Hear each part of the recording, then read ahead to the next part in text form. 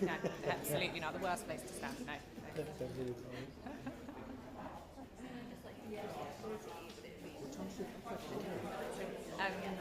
12:40. Oh, okay. Yeah, exactly.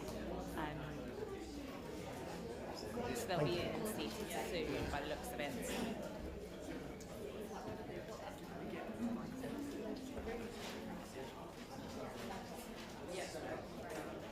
The guys about the other one. So the guys about the other one.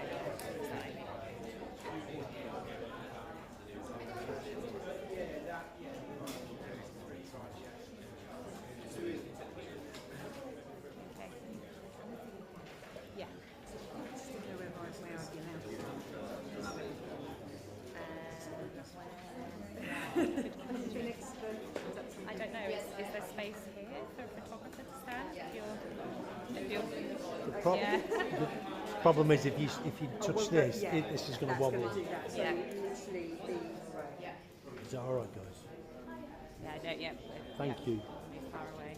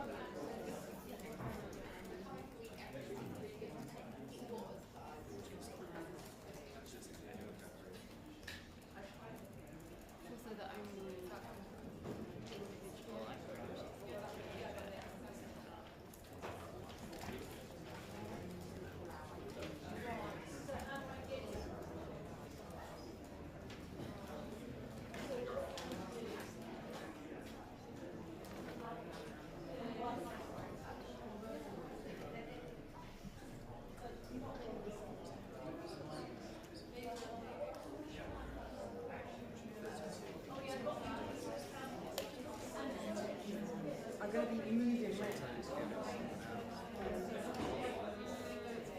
Including like the interviewers.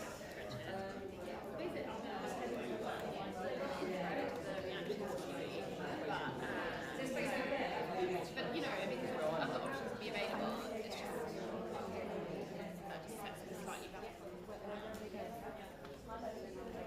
The back, right? Okay. Yeah, I mean, I don't mind.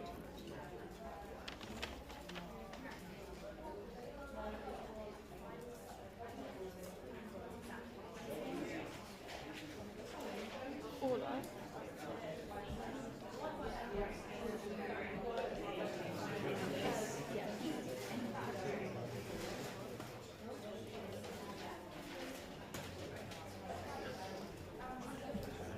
It is old.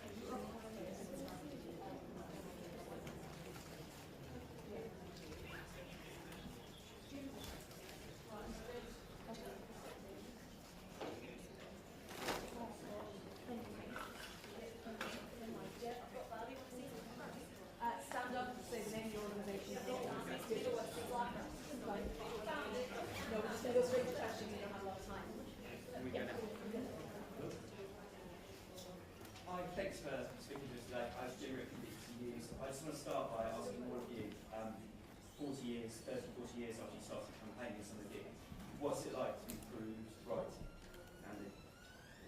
Andy? Today is a momentous day, I think, for all of us. Sometimes we felt like we were shouting into the wind during these 40 years. When we told people, they didn't believe us. They said this wouldn't happen in the UK. But today proves that it can happen in the UK, and it did happen in the UK. And I just feel validated and vindicated by Sir Brian and his report today.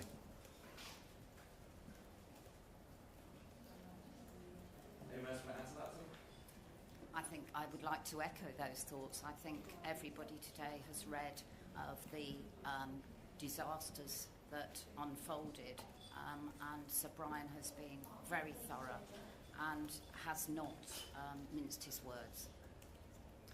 Sir Brian has told the truth today, and that's what's important, is that we carry on telling that truth, and so that this cover-up doesn't get covered up again.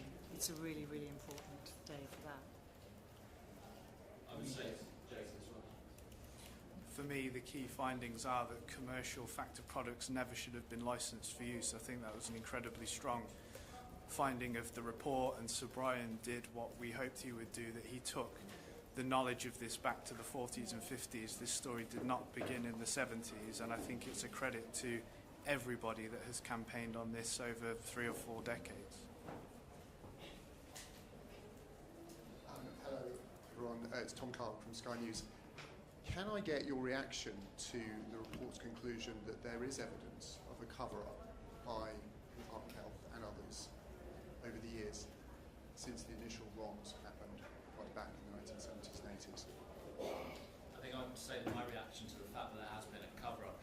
to our community, that's no surprise. We've known that for decades, and now the country knows, and now the world knows as well. And the fact that Sir Brian has exposed that not only was there a cover-up, there was a deliberate attempt to lie and to conceal, and not just by one person either, but this was systemic. This was by government, by civil servants, and by healthcare professionals. I think that really rocks what we think of as society and really challenges the trust that we put in people to look after us, to do their best and protect us. None of that can we take for granted anymore. And I'd just like to add that I think that that the deliberate destruction of records echoes that. It's also how we were treated as well. Sir Brian brings to the fore about how the trusts and schemes that were set up to support us have treated us as well. So this is not only a cover-up, it's actually an abuse by many people who were set to supposedly care for us. Throughout the report, Sir Brian refers to that line, the best treatment possible was given to people. And we now know once and for all that that was a lie. People have been saying that was a lie for many, many years. And now we have the definitive word on that. We've been gaslit for generations. This report today brings an end to that, and it looks to the future as well, and says that this cannot continue, this ethos of denial and cover-up, and that the duty of care for candour has to be reviewed going forward, so this can never happen again. And people have lost decades of their life campaigning, and that has added to the trauma. Not only are you dealing with infection, dying, loss of family, loss of years and years of that have been wasted on this campaigning. It should never have happened. It should have been dealt with straight away. And as I sit here as one of 27,000 blood transfusion victims, that's what echoes in my head. Behind every one of those 27,000 is a family.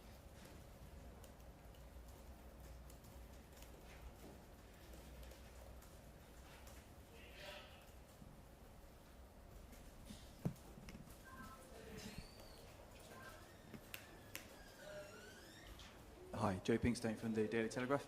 I just wanted to ask you what you would say to the politicians in charge throughout the scandal and in charge now. There's some criticism of quite specific individuals in the report.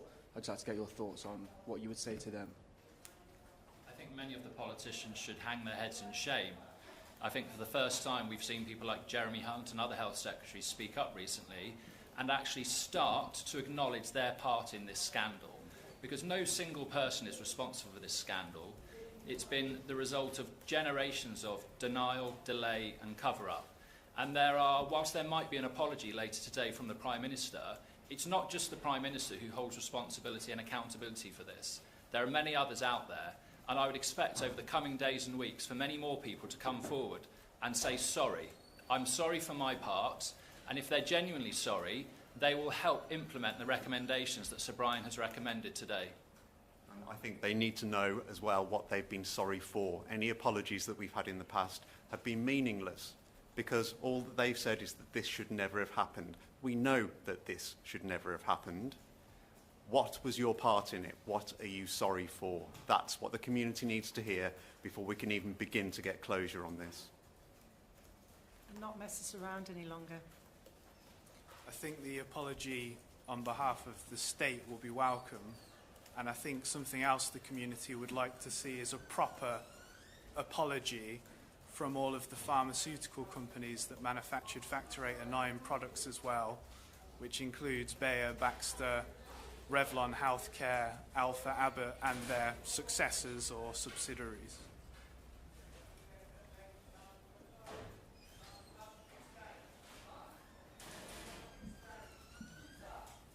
Victoria MacDonald from Channel 4 News. It was made very clear that this inquiry could not recommend corporate manslaughter charges, could not go there, but do any of you think, or do you know if any complaints have been made officially to the police? I'm not aware of any at the moment. I should say that as well as being the chair of the society, I'm a criminal barrister, and one of the aspects that sadly the delay has caused is the fact that there are doctors out there who should have been prosecuted for manslaughter, gross negligence manslaughter. Doctors who were testing their patients for HIV without consent, not telling them about their infections, who then went on to sadly infect their partners, and they then went on to die. Those people should have been in the dock for gross negligence manslaughter, and sadly, because of the delay, that's one of the consequences, that so many people will not see justice as a result. I'd like to add that that extends to the politicians and the licence makers that licence Factor 8 when there were clear warnings in place. This has gone on for so long now that the people that were around at the time will be very hard to track down if they're even still alive. And that's one of the testimonies of the cover-up and the delays in getting justice to this scandal, is the time that it's taken has meant that justice delayed really is, in this case, justice denied. I think a lot of the villains in this story sadly have now died. In particular, on a clinical level, I would include Professor Arthur Bloom and Dr. Charles Ritzer, who were the two leading haemophilia care figures at the time, and for whom, if they were still alive today, I think there could well be a case for criminal charges, and that's just a testament to the fact that the government did not launch a public inquiry earlier at the time. It should have happened probably in the 90s. I mean, in the report today, it says that there was enough public interest in this scandal for the inquiry to have been launched around 1986. Just think about the delay for a moment and think how many people could have been brought to justice at that point but haven't. I think we need to be aware too of the deliberate destruction of records. The records, not just patient records, but records kept by the Department of Health, and that has become clear in the report that they were deliberately destroyed. And also the evidence that was coming forward and being placed in front of government by campaigners that was dismissed. I think today is about the vindication of many of those campaigners, who some have sadly died, and I think that's what needs to be remembered, that this has been 40 years of cover-up and campaigning. Can I add that there's an unprecedented aspect to this inquiry, because Sir Brian Langstaff has said that this is not his final word. He is not sending his final report to the government today. The recommendations that he's recommended, he said that the government will have to provide a report to Parliament within 12 months about those recommendations, saying whether or not they are going to implement them, or explaining why they are not going to implement them, and he will expect them to account for that, which I think is unprecedented, because what the chair of the public inquiry is saying to government is, I don't trust you. And that's what the community have been saying for decades. I believe there should be a presumption in the Inquiries Act that recommendations from inquiries should be implemented unless government can provide good reasons why not. Why is it that we continue to have these burning injustices? Why is it in the United Kingdom we continue to have these scandals? It's because we ignore the recommendations of public inquiries, and that must stop today.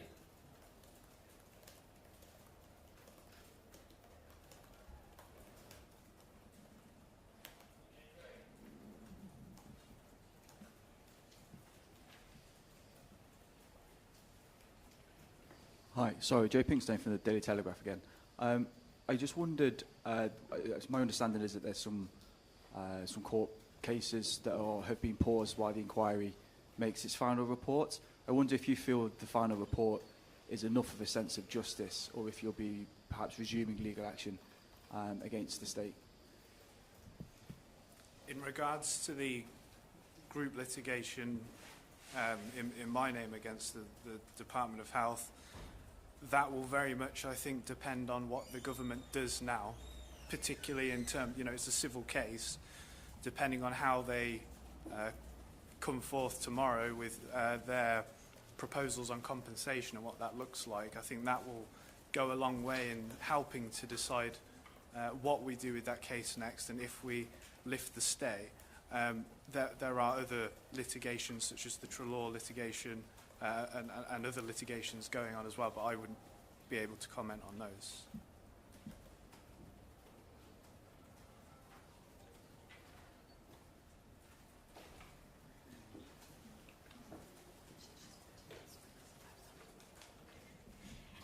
Hi, Emeline Van for Radio France International. What's the general feeling at the reading of this report? Is it relief, renewed anger, vindication? I think for me, there's been a whirlwind of emotions today. I'm sure everybody on this table would agree with that. When you've been building up to a single day for 40 years, there's no wrong or right emotion about it. But for campaigners who have been doing this for so long, for saying the things that are now in this report for so long, I think relief, absolute relief, will be an overriding emotion, and that's certainly the case for me.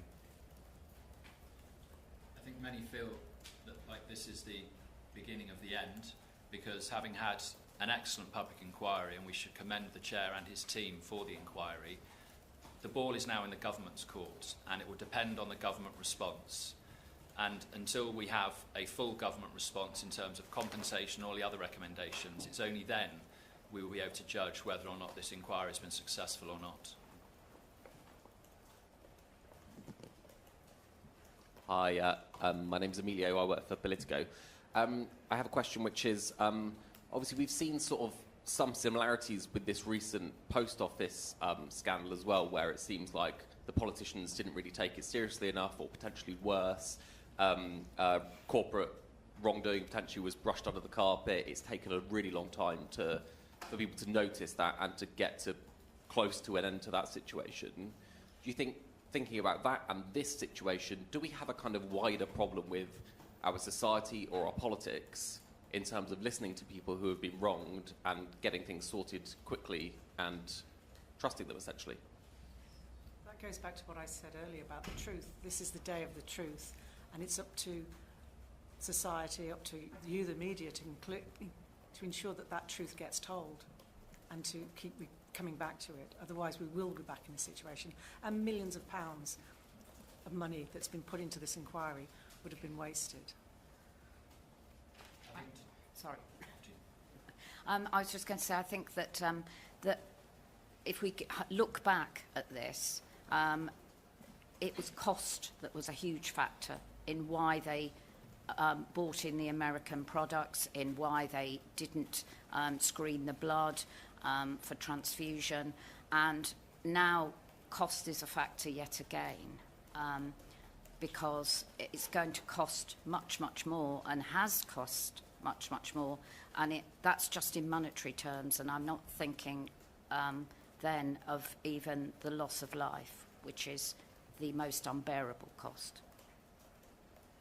Not only is the loss of life, that those people who are still infected need ongoing health and social care needs, and that needs to be addressed within any compensation package, and that needs to be talked about. I think today sees the victory of truth over power, and you talk about the post office scandal and this scandal. Healthcare and the law are the twin pillars of our civil society, and they've both been rocked to their foundations by both of these scandals. Had this inquiry happened decades ago when it should have happened, might the post office scandal or large parts of it have been avoided? Possibly. And that's the real tragedy of this, that we continue not to learn from failures. We've mentioned two scandals, this one and the post office. There are many others that coalesce around the Hillsborough Law Now campaign, which Andy Burnham started, such as the nuclear test veterans, Grenfell Tower fire, the story of Zane, who died as a result of toxic matter in a family household. There are so many of these campaigns, and they all need to be looked at. I think the civil service has closed ranks around a lie for a long time in this inquiry, and I think the similar thing has happened in the post office and many of the other inquiries that Jason has just mentioned. And ministers, sadly, weren't given the truth, and I think that decision was made a long time ago, and money is at the source of it. It seems to be always at the source of it. And we know there were conversations in higher levels of government saying that if you compensate the haemophiliacs, then that sets a precedent. So let's not do it. And when you continue that line, that government line, and closing your ranks around denial, then that's the sort of this is the result of it, and the post office is the result of it. And we need systemic change and a duty of candour at all levels of government, including the civil service, to make ministers absolutely aware of what the options are, and then maybe we'd have a chance of not having this repeated. Thanks. It's Ryan at the Mail. Some of the strongest words in the report today were for Lord Clark, who Sir Brian described as combative and his evidence as argumentative. He said that will have aggravated the distress and upset of many. I wondered if anybody had any thoughts on what Sir Brian said. I spent 3 days watching Lord Clark giving evidence, and he was patronising in the extreme. He had clearly never met anybody with haemophilia, and considering this is the worst treatment disaster in the history of the NHS, for the Health Secretary not to sit down with that community and actually meet them and learn about what's happened to them is absolutely appalling. And sadly, he continues in that disposition, and I think he owes the community an apology, not just for his time as Health Secretary, but for the manner and the lack of humanity and compassion that he showed when he gave evidence to this inquiry. And disdain for the inquiry itself and its process. One of the things that stands out in my mind from Lord Clark's evidence is that he asked, is Factor 8 a pill? He didn't even know what it was. And I actually used that as a way to ask the media to please assist with the public understanding about that product and why it's so dangerous, because it is fundamental to the report today.